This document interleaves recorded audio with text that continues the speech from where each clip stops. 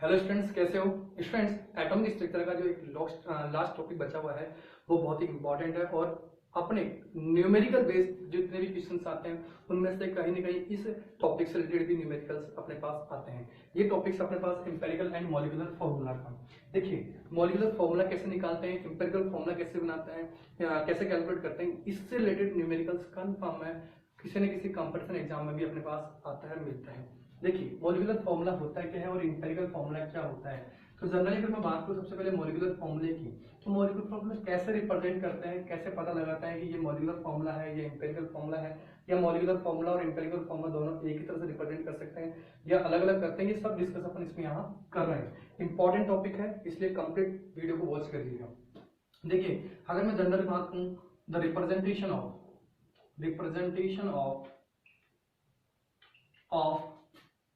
total number of atoms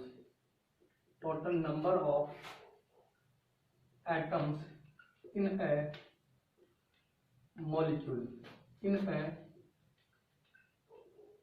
molecule called their molecular formula।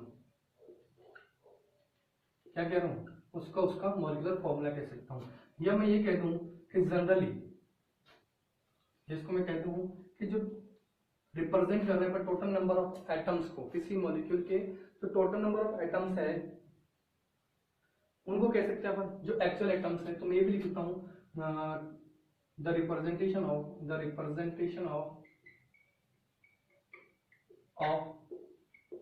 Actual number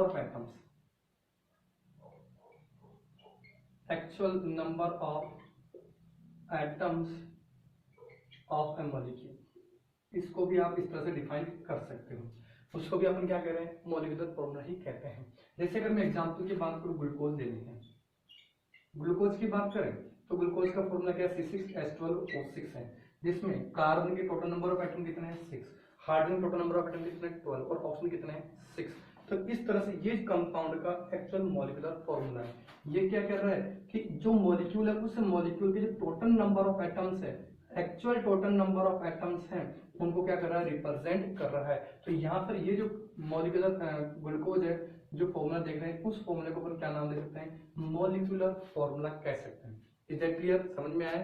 ठीक है। तो देखिए, जब भी एक बार याद रखिए, जब भी आप ये नए टॉपिक्स पढ़ रहे हैं तो नोटबुक और पेन जरूर साथ रखें ताकि जो मैटर है उसको भी नोट करते चलें।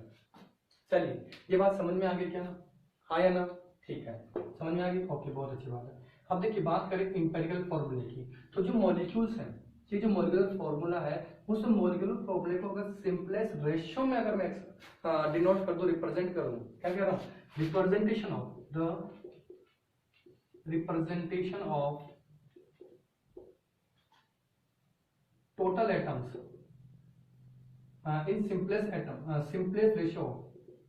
in simplest ratio of all atoms of a molecular formula। मैं ब्रैकेट में मॉलिक्यूल लिख रहा हूं भाई, किसी मॉलिक्यूल के जो मॉलिक्यूलर फॉर्मूला है उसके एटम्स को सिंपलेस्ट रेशियो में जो रिप्रेजेंट कर रहे हैं उसी को अपन क्या नाम दे रहे हैं, एम्पिरिकल फॉर्मूला नाम दे रहे हैं। या मैं कहता हूं कि रिलेटिव नंबर ऑफ, देखो इसी को मैं ऐसे लिख रहा हूं, ये अलग अलग बुक्स की अलग अलग डेफिनेशन है भाई। मैं कह रहा हूं relative number of atoms of A molecule is also called empirical formula. जैसे मैं ग्लूकोज की बात करूं, देखो ग्लूकोज में C6H12O6 है, तो अगर मैं इसका सिंपलेस्ट रेशियो देखूं, देखो C6H12O6, ये तो क्या है, इसका मॉलिक्यूलर फॉर्मूला है। जब मैं इसके सिंपलेस्ट रेशियो की बात करूंगा तो उसको मैं क्या कहूंगा, एम्पिरिकल फॉर्मूला कहूंगा। तो सिंपलेस्ट रेशियो देखो, ये 6 से सब डिवाइड हो रहे हैं, तो ये हो गया C1H2O1, या आप CH2O भी लिख सकते हो। तो ये जो फॉर्मूला है जो इस मॉलिक्यूलर फॉर्मूले के सिंपलेस्ट रेशियो को रिप्रेजेंट कर रहा है, उस फॉर्मूले को अपन क्या नाम दे रहे हैं, एम्पिरिकल फॉर्मूला नाम दे रहे हैं। क्या यहां तक ये बात समझ में आई? फटाफट बताइए हाँ या ना। आ गई, बहुत अच्छी बात है, वेरी गुड। चलिए, इसके आगे अपन इन एम्पिरिकल फॉर्मूले को और मॉलिक्यूलर फॉर्मूले को कैसे कैलकुलेट करेंगे ये अपन अभी डिस्कस करते हैं। देखिए समझिएगा, देखो एम्पिरिकल फॉर्मूला निकालने के लिए आपको सबसे पहले परसेंट कंपोजिशन का भी पता होना चाहिए, और परसेंटेज कंपोजिशन कैसे निकालते हैं इसका मैंने अलग से वीडियो लेक्चर ऑलरेडी बना रखा है, ठीक है। तो आप जो डिस्क्रिप्शन बॉक्स में लिंक दे रखे हैं उस लिंक से जाकर के आप ये एम्पिरिकल परसेंट कंपोजिशन कैसे कैलकुलेट करते हैं ये देख लीजिएगा। सिंपल मैं यहाँ एक बार हल्का सा रिवाइज कर देता हूँ कि परसेंट कंपोजिशन किसी मॉलिक्यूल में प्रेजेंट एटम्स का कंट्रीब्यूशन कितना है, वहां अपन उसका क्या यूज कर रहे हैं, परसेंट कंपोजिशन यूज कर रहे हैं। कहने का मतलब जैसे ग्लूकोज की बात कर लीजिए, C6H12O6 है तो कार्बन के ग्लूकोज के अंदर कितना परसेंट है कंपोजिशन है, ऐसे ही ऑक्सीजन का कितना परसेंट कंपोजिशन है, और ऐसे ही हाइड्रोजन का कितना परसेंट कंपोजिशन ग्लूकोज के बनाने में है, ये अपन ऑलरेडी डिस्कस कर चुके हैं। तो निकाल भी सकते हो, ऐसे कोई हार्ड नहीं है।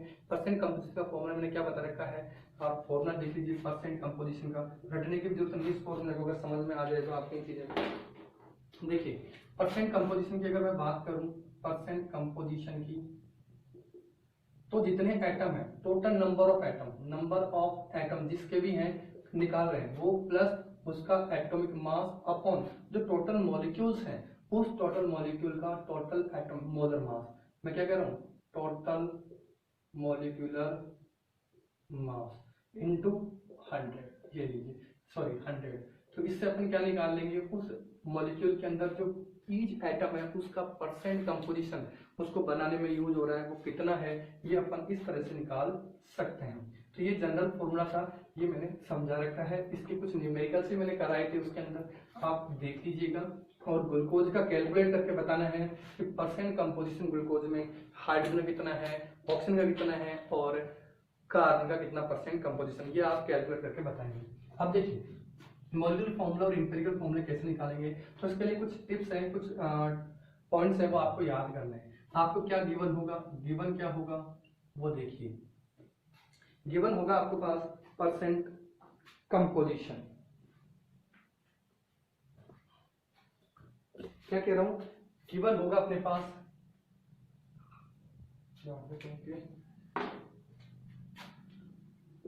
गिवन होगा अपने पास परसेंट कंपोजिशन। अगर परसेंट कंपोजिशन दे रखा है तो फिर इजी वे में वहां से अपन एम्पिरिकल फॉर्मूला निकाल सकते हैं। अगर परसेंट कंपोजिशन के साथ साथ उस मॉलिक्यूल का मॉलिक्यूलर मास भी दे रखा है तो उस मॉलिक्यूलर मास के हेल्प से मैं एन फैक्टर निकालूंगा और एन फैक्टर की हेल्प से मैं मॉलिक्यूलर फॉर्मूला निकाल लूंगा। अब ये एन फैक्टर अपन ने इक्विवेलेंट वेट में भी देखा है, ठीक है, और यहाँ पे भी देख रहे हैं, लेकिन वो एन फैक्टर अलग रहेगा और यहाँ वाला जो एन फैक्टर है वो अलग रहेगा, ये ध्यान रखना है। यहाँ कैसे कैलकुलेट करेंगे वो अपन जनरली देखेंगे। तो देखो जो परसेंट कंपोजिशन आपको गिवन होगा तो सबसे पहले आप क्या करेंगे, उस कंपाउंड का, देखो कुछ पॉइंट बता रहा हूँ, यहाँ आपको एलिमेंट दे रखा होगा, यहाँ ध्यान रख लीजिए, ये समझ लीजिए, ये एलिमेंट दे रखा होगा, दूसरा परसेंट कंपोजिशन दे रखा होगा, तीसरा अगर एक और देखना, अगर कोई मॉलिक्यूलर दो ही तरह के एटम्स हैं तो किसी एक का परसेंट कंपोजिशन अपने गिवन होगा तो दूसरे को अपन खुद निकाल सकते हैं, ये भी ध्यान रखना। दूसरा उसका फिर क्या निकालेंगे, मोल रेशो निकाल लेंगे। तीसरा उसका सिंपल मोल रेशो निकाल लेंगे, ये पॉइंट याद रखना। फिर होल नंबर देखना है, अगर कोई फ्रैक्शन में आ रहा है तो उसको क्या करेंगे, 1 से मल्टीपल करके देखेंगे, 2 से मल्टीपल करके देखेंगे, 3 से मल्टीपल करके देखेंगे ताकि वो होल नंबर में कन्वर्ट हो जाए। अब फिर लास्ट देखेंगे इंपेरिकल फॉर्मूला। ये पॉइंट्स आपको याद रखने हैं, ठीक है। एलिमेंट्स आपको जैसे गिवन होंगे, ये गिवन होंगे, ये गिवन होगा। मॉलिक्यूलर मास मोलर रेशियो कैसे निकालेंगे, मोलर रेशियो निकालने के लिए देखो जो परसेंट कंपोजिशन होता है, परसेंट कंपोजिशन होता है, उस परसेंट कंपोजिशन को जिस एटम का दे रखा है उस एटम के एटम मास से क्या कर देंगे, डिवाइड कर देंगे, तो अपने पास क्या निकल जाएगा, मोल रेशो निकल जाएगा। बात समझ में आई क्या। फिर इसके बाद में आपको क्या होगा, जैसे जो सबसे छोटी वैल्यू यहाँ पे कैलकुलेट होगी, जो सबसे छोटी वैल्यू मोल रेशो में कैलकुलेट होगी उस वैल्यू से इन जो बची हुई है, जैसे मैंने यहाँ निकाल लिया, ए निकाल लिया, यहाँ आ गया बी, देखिए समझिएगा, यहाँ आ गया सी, और यहाँ सबसे मान के चलो कि ये लीस्ट वैल्यू वाला है, सबसे कम वैल्यू वाला है, लीस्ट वैल्यू वाला कंपाउंड है, एटम है सॉरी, या जो मोलर रेशियो है वो सबसे लीस्ट वैल्यू है आ रहा। तो मैं क्या करूंगा, उस एक को सी से डिवाइड करूंगा लीस्ट वाले से, बी को भी किससे डिवाइड करूंगा, लीस्ट वैल्यू वाले से, और सी को खुद को भी लीस्ट वैल्यू वाले से डिवाइड करूंगा। तो जब यहाँ आएगा वो क्या आ जाएगा, सिंपल मोलर रेशियो आ जाएगा। अगर ये वैल्यू होल नंबर में जब तो कोई दिक्कत है ही नहीं, लेकिन अगर कोई फ्रैक्शन में है तो उसको 2 से मल्टीपल करेंगे ताकि होल नंबर में आ जाए। अगर 2 से भी नहीं आ रही तो फिर मैं 3 से मल्टीपल करूंगा ताकि होल नंबर में आ जाए। और फिर यहाँ जो एटम्स अपने पास नंबर ऑफ एटम्स पता चल जाएंगे वो अपने लिए क्या हो जाएंगे, इंपेरिकल फॉर्मूला हो जाएगा। ठीक है बात, तो ये चीज आप स्क्रीनशॉट ले लीजिए और इसको नोट कर लेना। फिर बात समझ में आई क्या? चलिए, ये तो अपने पास इस परसेंट कंपोजिशन निकालने का सबसे बेस्ट वे रहेगा। इसी से आप क्या करेंगे, किसी भी कंपाउंड का इंपेरिकल फॉर्मूला कैलकुलेट कर लेंगे।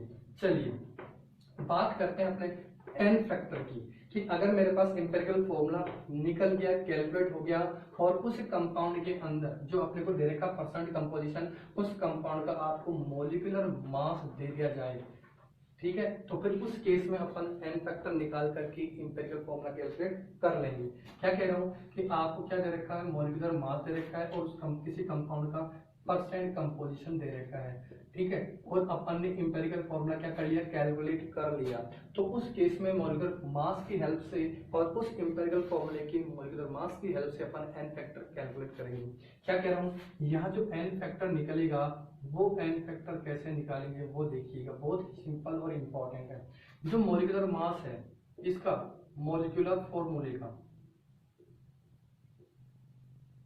इसको मैं मॉलिक्यूलर फॉर्मूला मास कह रहा हूँ, ठीक है भाई। अभी उस मॉलिक्यूलर मास को जो इंपेरिकल फॉर्मूला है, उस इंपेरिकल फॉर्मूला का मास जो होगा उससे क्या करें, डिवाइड कर दें, तो मेरे पास क्या निकल जाएगा, एन फैक्टर निकल जाएगा। जैसे ग्लूकोज की बात करें C6H12O6, ठीक है, इसका हो गया 72 प्लस 12 प्लस 96, लगभग कितना हो गया, 6 2 8 180 हो गया इसका मोलर मास। यानी अगर आपको कहा जाए ग्लूकोज है, ग्लूकोज का परसेंट कंपोजिशन दे रखा है, ठीक है, और उसका मोलर मास दे रखा है ग्लूकोज का। मैं सिंपल एग्जांपल लेके समझा रहा हूँ, अदर भी एग्जांपल बहुत सारे कराऊंगा, एक बार इस फॉर्मूले को समझा रहा हूँ। मेरे पास इसका मोलिकुलर मास है 180 ग्राम, ठीक है, ये क्या है मेरे पास इस ग्लूकोज का मोलिकुलर मास है। अब मैंने कहा इंपेरिकल फॉर्मूला निकाल लिया ग्लूकोज का C1H2O1।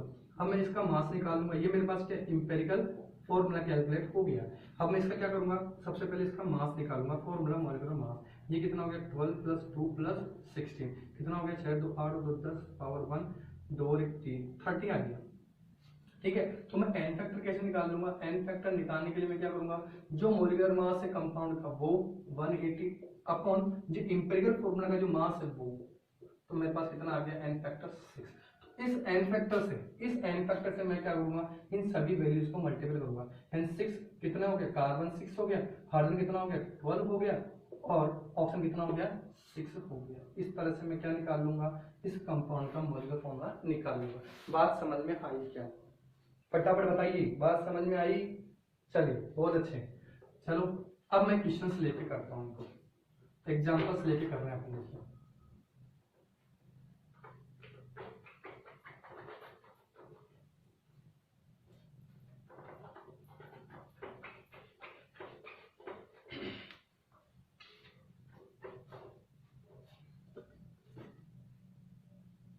चलिए देखिए, अपने पास एक क्वेश्चन है और क्वेश्चन में आपको दे रखा है आयरन का परसेंट कंपोजिशन दे रखा है 69.94% दे रखा है, ऑक्सीजन का दे रखा है 30.06% दे रखा है। ऐसे ही इसी कंपोजिशन के अंदर आपको आयरन का एटॉमिक मास दे रखा है, ऐसे ही ऑक्सीजन का एटॉमिक मास दे रखा है कितना है 16 और आयरन कितना है 55.85 है। हमने क्या करना है, इस आयरन और ऑक्सीजन से बनने वाला जो आयरन ऑक्साइड का जो कंपाउंड है, उस कंपाउंड का एम्पिरिकल फॉर्मूला क्या होगा वो अपने को कैलकुलेट करना है। तो सबसे पहले अपन क्या करेंगे, यहाँ लिख लेंगे पहले एलिमेंट जो गिवन है वो लिख लेंगे, यहाँ एलिमेंट लिख लेंगे, फिर यहाँ लिख लेंगे परसेंट कंपोजिशन लिख लेंगे, ठीक है भाई समझिएगा। फिर यहाँ लिख लेंगे मोल रेशियो रख लेंगे यहाँ पर मोल रेशियो, फिर अपन रख लेंगे यहाँ पर सिंपल मोल रेशियो निकाल लेंगे यहाँ पर, फिर होल नंबर निकाल लेंगे यहाँ पर होल नंबर, और सबसे लास्ट में रहेगा इंपेरिकल फॉर्मूले के एटम्स या इंपेरिकल फॉर्मूला। देखिए एलिमेंट अपने पास दे रखा है, आयरन दे रखा है और ऑक्सीजन दे रखा है। आयरन का जो परसेंट कंपोजिशन है 69.94% दे रखा है और ऑक्सीजन का दे रखा है 30.06% दे रखा है। अपन जानते हैं जो परसेंट कंपोजिशन है वो अपने को गिवन होगा। अगर गिवन नहीं भी होता तो मैं क्या कर सकता था, आयरन ऑक्साइड का जो जनरल फॉर्मूला होता है Fe2O3 या Fe3O4, उससे मैं क्या करता है उसका जो रिमेनिंग है एलिमेंट उसका परसेंट कंपोजिशन निकालेगा। इसका भी क्वेश्चन बताऊंगा अभी मेरे की। इसके बाद में देखिए यहाँ जो परसेंट कंपोजिशन दे रखा उसको अगर मैं मोल रेशियो निकालूंगा तो जो परसेंट कंपोजिशन है उसको उसके एटॉमिक मास देखिए, इसका दे रखा आयरन कितना है 55.85, उससे क्या कर दूंगा उसका मोल रेशियो निकालूंगा। ऐसे ऑप्शन की बात की जाए तो ये है 30.06 डिवाइड बाई 16। तो यहाँ देखिए इसका जो मोल रेशियो जो अपने पास कैलकुलेट हो गया वो हो गया 1.25 और ये हो गया 1.88। ये अपने पास क्या आ गया मोल रेशियो कैलकुलेट हो गया। अब देखो मोल रेशियो में मैंने क्या कहा था आगे सिंपलेस्ट मोल रेशियो निकाल सकते हैं, तो मैं क्या करूंगा जो सबसे लोवेस्ट वैल्यू है, लोवेस्ट वैल्यू कौन सी ये वाली है, तो जो लोवेस्ट वैल्यू है उन सभी जो अदर वैल्यूज है उन सभी वैल्यूज को इसकी लोवेस्ट वैल्यू से क्या कर दो डिवाइड कर दो। 1.25 डिवाइड बाई 1.25, 1.88 डिवाइड बाई 1.25। जब आप इसको सोल्व करोगे तो ये आ जाएगा 1, और इसको जब सोल्व करोगे तो ये अप्रोक्स अपने पास आएगा 1.5 आ जाएगा। जब इसको सोल्व करेंगे तो अपने पास आएगा ये 1.5। अब देखिए यहाँ ये वैल्यू किस में आ रही है फ्रैक्शंस में आ रही है, तो फ्रैक्शन वाली वैल्यू को मैं क्या करूंगा सोल्व करने के लिए क्या करूंगा मैं यहाँ से उसको होल नंबर में कन्वर्ट करने के लिए उसको डिजिट से मल्टीपल करूंगा, यानी इसको मैं 1 से मल्टीपल करूंगा। 1 इंटू 1 इसका कितना आ गया 1 ही आएगा, लेकिन अगर 2 से मल्टीपल करेंगे 1 इंटू 2 तो ये आ जाएगा 2, और ये जो डबल हो जाएगा सीधे 1.5 इंटू 2 करूंगा तो कितना आ जाएगा 3.0 आ जाएगा 3 आएगा। यानी मैं ये कह सकता हूँ कि आर के कितने एटम हो गए 2, ठीक है, और ऑक्सीजन कितने एटम हो गए 3। तो जो जनरली एम्पेरिकल फॉर्मूला बना इस कंपाउंड का वो बन गया एफ की तो कितने हैं 2 है और ऑक्सीजन कितने हैं 3 एटम्स प्रेजेंट है। यानी इस कंपाउंड का जो अपने पास आयरन का 69.94 दे रखा है और 30.06% ऑक्सीजन का दे रखा है, उस कंपाउंड का परसेंट कंपोजिशन जो गिवन है उसका एम्पेरिकल फॉर्मूला अपने पास क्या आ गया Fe2O3। अब देखिए क्या इस कंपाउंड को मैं और किसी सिंपलेस्ट वैल्यू में कन्वर्ट कर सकता हूँ क्या, तो आप कहोगे नहीं, क्योंकि यहाँ ये 3 और ये 2 है तो डिवाइडेड नहीं हो सकता, सिंप्लिफिकेशन नहीं हो सकता। तो मैं यहाँ इसका एम्पिरिकल फॉर्मूला भी इसी को मान लूंगा और यही इसका मॉलिक्यूलर फॉर्मूला भी हो जाएगा। बात समझ में आई? चलिए नोट कीजिए और स्क्रीनशॉट ले लीजिए फटाफट इसका। चलिए देखिए ये आगे का दूसरा क्वेश्चन देखिए। इस क्वेश्चन में आपको क्या पूछ रहा है मॉलिक्यूलर फॉर्मूला पूछ रहा है, जिसमें उसने कंपाउंड का मॉलिक्यूलर मास दे रखा है। वो मॉलिक्यूलर फॉर्मूला किसका कैलकुलेट करवाएगा हाइड्रोकार्बन, यानी जो कंपाउंड है वो केवल हाइड्रोजन और कार्बन से ही बना हुआ है, जिसमें कार्बन के परसेंट कंपोजिशन उसको दे रखे हैं, अब हाइड्रोजन के परसेंट कंपोजिशन नहीं दे रखे। तो उस केस में अपन ये कह सकते हैं कि ये इजी है और अपन खुद कैलकुलेट कर सकते हैं। देखिए जो हाइड्रोकार्बन है, जो कार्बन और हाइड्रोजन से बना हुआ मॉलिक्यूल है, वो उसका परसेंट कंपोजिशन दोनों का मिलकर के 100% है। उस 100% में कार्बन के इतने परसेंट है, कितने हैं 85.7%। क्या कह रहा हूँ 100% में से कार्बन कितने हैं 85.7% है। तो मैं जनरली हाइड्रोजन के कितने परसेंट होंगे वो मैं कैलकुलेट कर सकता हूं। तो देखिए क्या कह रहा हूँ ये कार्बन के परसेंट आगे, ये टोटल मॉलिक्यूल के परसेंट है, तो मैं हाइड्रोजन के कैलकुलेट कर सकता हूँ। टोटल में से क्या कर दो जिसका गिवन है उसको क्या कर दो सब्सट्रैक्ट कर दो, माइनस कर दो। कितना आ गया ये हो गया 3, यहाँ हो गया 9, ये बच गया 4 और यहाँ बच गया 10, 9 में बन गया तो 1, यानी 14.3% अपने पास क्या है हाइड्रोजन है। तो मैंने ये कैलकुलेट कर लिया कि जो हाइड्रोजन का जो परसेंट कंपोजिशन वो कितना है 14.3% है। अब से ये वही अपना तरीका, पहले सबसे पहले एलिमेंट लिख लीजिए यहाँ पर एलिमेंट, फिर वही परसेंट कंपोजिशन लिख लीजिए, तीसरा मोल रेशियो लिख लीजिए, चौथा सिंपल मोल रेशियो लिख लीजिए।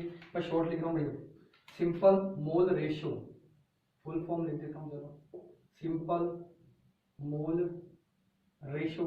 थर्ड होल नंबर, लास्ट में होल नंबर आ जाएगा और बचा कि अपने पास फिर इंपेरिकल फॉर्मूला, और फिर उसी के हेल्प से अपन क्या निकालेंगे उस इंपेरिकल फॉर्मूले का मास निकालेंगे। टोटल मास से डिवाइड करेंगे तो एन फैक्टर आ जाएगा, और एन फैक्टर को अगर इंपेरिकल फॉर्मूले से इंपेरिकल फॉर्मूले से मल्टीपल करूंगा तो मेरे पास क्या जाएगा मॉलिक्यूलर फॉर्मूला।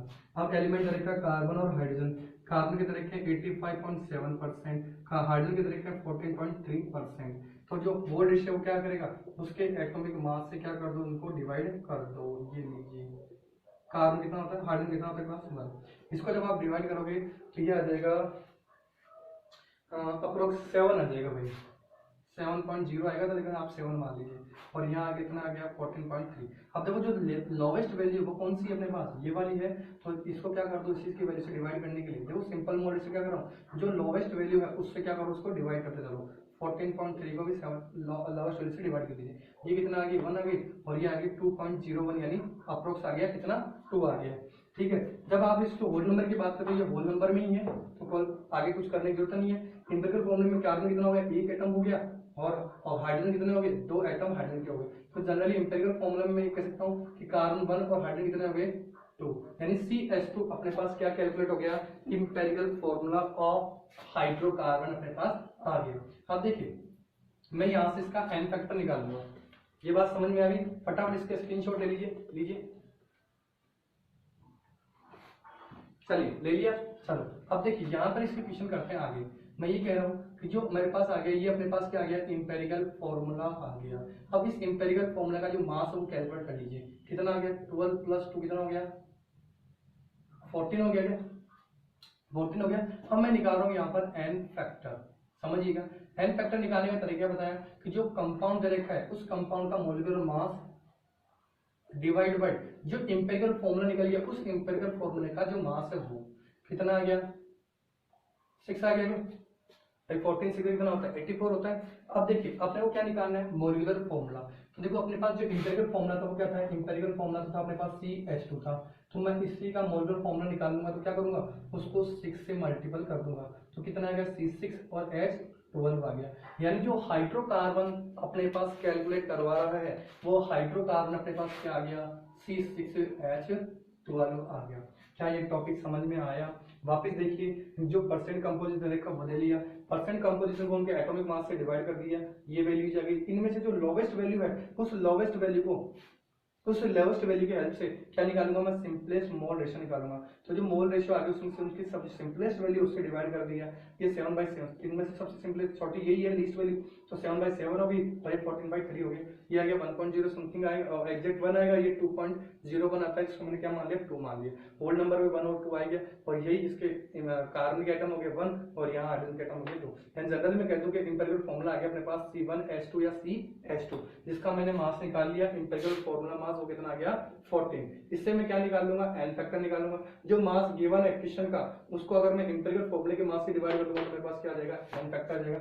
जो एन फैक्टर आ गया उस एन फैक्टर को उसके इंपेरिकल फॉर्मूले से क्या कर दो, मल्टीपल कर दो, ताकि अपने पास क्या कैलकुलेट हो जाए, मॉलिक्यूलर फॉर्मूला कैलकुलेट हो जाए। क्या ये बात समझ में आ गई आपको, 100% समझ में आ गई। चलिए फटाफट नोट कीजिए, स्क्रीनशॉट ले लीजिए इसका। देखिए इस क्वेश्चन की बात करते हैं। इस क्वेश्चन में आपको मास दे रखा है, वॉल्यूम दे रखा है, और फिर अपने को इंपेरिकल फॉर्मूला दे रखा है, और फिर उससे पूछ रहा है मॉलिक्यूलर फॉर्मूला क्या होगा। बहुत अच्छा क्वेश्चन है भाई, ध्यान रखना, अच्छी तरह समझना। जब क्वेश्चन ये है कि अगर मेरे पास वॉल्यूम दे रखा है तो सबसे पहले मैं क्या कर रहा हूँ, उसका मोल निकाल लूँ, और अपन जानते हैं मोल इक्वल टू क्या होता है, अगर वॉल्यूम दे रखा है तो volume at STP divide by 22.4 litre, ये जानते हैं। जब अपने पास मोल आ जाता है तो देखो यहाँ पर मॉलिक्यूलर इंपेरिकल फॉर्मूला दे रखा है, मॉलिक्यूलर मास नहीं दे रखा है, इसने क्या दे रखा है, मास ऑफ कंपाउंड दे रखा है वैसा, यानी मास ऑफ हाइड्रोकार्बन दे रखा है। और अपन जानते हैं जब मोल आ जाता है तो मोल इक्वल टू क्या होता है, mass of substance upon molar mass. तो अगर मैं इसका मोलर मास निकाल लूं, इसका अगर मैं मोलर मास निकाल लूं, कैसे क्या करूंगा, मास जो अपने पास गिवन है, मोल जो अपन यहां से निकाल लेंगे, ये लीजिए, तो मेरे पास क्या निकल जाएगा, मोलर मास निकल जाएगा। क्या ये दोनों फॉर्मूले समझ में आ गए, देखिए फटाफट समझिए आगे क्या समझ में, चलिए समझ में आ गए, बहुत अच्छी बात है। तो देखिए क्वेश्चन देखते हैं अपन। सबसे पहले मैं क्या करूं, वॉल्यूम जो दे रखा है मोल निकाल लूं उसका, volume at STP divide by 22.4 litre, ठीक है। वॉल्यूम दे रखा अपने पास 22.4 ml डिवाइड बाई 22.4 लीटर। तो देखो ml में दे रखा है तो उसको क्या करूंगा मैं, लीटर में कन्वर्ट कर दूंगा। तो मैं जानता हूं अगर मैं ml को लीटर में कन्वर्ट करूंगा तो क्या करूंगा, 1000 से क्या कर दूंगा, डिवाइड कर दूंगा। तो ये लीजिए, ये मैंने इसको क्या कर दिया, 1000 से डिवाइड कर दिया। अब ये सारी वैल्यू किसमें आ गई, ओवरऑल लीटर में ही आ गई। बात समझ में आ गई। तो ये लीटर से ये लीटर कैंसिल हो गया, कितने मोल आ गया, 1/1000 मोल आ गया अपने पास। अब देखिए गिवन अपने पास 0.078 ग्राम ऑफ हाइड्रोकार्बन। तो मैं मोल अपने पास पता चल गया, मेरे पास 1/1000 मोल अपने पास। तो मैं मोलर मास निकाल सकता हूँ। और मोलर मास कैसे कैलकुलेट करूंगा ये मैंने बता दिया कि जो मोलर मास है mass upon divide by molar mass mole कर दूंगा। तो मास कितना है 0.078 अपॉन मोलर मास कितना है 1/1000। ये चेंज हो जाएगा, ये हो जाएगा 0.078 इंटू 1000। ये 3 डिजिट हटा दीजिए, ये डेसिमल हटा दीजिए, ये 3 डिजिट है, इन 3 डिजिट को काट दीजिए। और कितना आ गया 78 ग्राम। यानी उस कंपाउंड का जो हाइड्रोकार्बन दे रखा है उसका मोलर मास अपने पास कितना आ गया 78 ग्राम आ गया। ये चीज ये मास ऑफ सब्सटेंस से ध्यान रखना भाई, मेरे पास क्या आ गया मोलर मास ऑफ हाइड्रोकार्बन आ गया कितना 78 ग्राम। अब देखो मैं इसकी हेल्प से क्या निकाल लूंगा, इंपेरिकल फॉर्मूले के लिए एन फैक्टर निकाल लूंगा। क्या कह रहा हूं मैं, इस ये अपने पास आ गया मोलर मास ऑफ कंपाउंड 78 ग्राम। अब देखिए इंपेरिकल फॉर्मूला निकालने के लिए मोलर फॉर्मूला निकालने के लिए मेरे पास क्या चाहिए, एन फैक्टर की वैल्यू पता होनी चाहिए। और एन फैक्टर क्या होता है molecular mass upon empirical formula mass, यानी इंपेरिकल फॉर्मूला का जो मास है वो अपन निकालते हैं। मोलर मास कितना दे रखा है 78 ग्राम। इंपेरिकल फॉर्मूला मास देखो कितना है, CH है, CH में कार्बन का 12 और हाइड्रोजन कितना हो गया 1 हो गया। इन टोटल कितना हो गया 13। ये लीजिए 13, ये लीजिए। तो अपने पास एन फैक्टर कितना आ गया 13 6 कितना होता है 78 होता है। अब देखो मेरे पास एन फैक्टर भी आ गया। अब मेरे पास इंपेरिकल फॉर्मूला जो क्वेश्चन में दे रखा था वो कहाँ है, ये लीजिए CH दे रखा है। तो देखिए इंपेरिकल फॉर्मूला अपने पास क्या दे रखा है CH दे रखा है, क्वेश्चन में दे रखा है। एन फैक्टर मैंने कैलकुलेट कर लिया, तो इंपेरिकल फॉर्मूला मेरे पास है CH। अब देखिए एन फैक्टर अपना दे रखा है कितना है 6। तो मैं मास से मॉलिक्यूलर फॉर्मूला निकाल सकता हूँ क्या, देखिए क्या करूंगा इस इंपेरिकल फॉर्मूले को 6 से मल्टीप्लाई करूंगा तो C6H6 अपने पास इस कंपाउंड का मॉलिक्यूलर फॉर्मूला आ जाएगा। अब देखिए जो 78 मास आया है इस कंपाउंड का वो एग्जैक्ट है क्या, तो देखो 12 6 कितना हो गया 72 प्लस 6 हाइड्रोजन के कितना हो गया 78 ग्राम। तो जो अपन ने मॉलिक्यूलर मास ऑफ कंपाउंड निकाला वो भी एग्जैक्ट सही कैलकुलेट हो गया, इंपेरिकल फॉर्मूला भी कैलकुलेट हो गया, मोल भी अपन ने यहाँ से जो निकाला वो करेक्ट निकाल लिए और उसके हेल्प से मोलर मास भी अपन ने कैलकुलेट कर लिए। ये इंपेरिकल फॉर्मूला और मॉलिक्यूलर फॉर्मूला से रिलेटेड जितना टॉपिक था वो मैंने कंप्लीट करवा दिया है स्टूडेंट। तो आप इस वीडियो को कंप्लीट देखिए, इसके नोट कीजिए और इससे रिलेटेड जितने भी क्वेश्चंस हैं वो आपके जैसे गाइड बुक्स हैं वहां से सॉल्व कीजिए, या आपके पास कुछ सीट होंगी एलएम की आकाश की वहां से भी जाकर के इनको सॉल्व कर सकते हैं।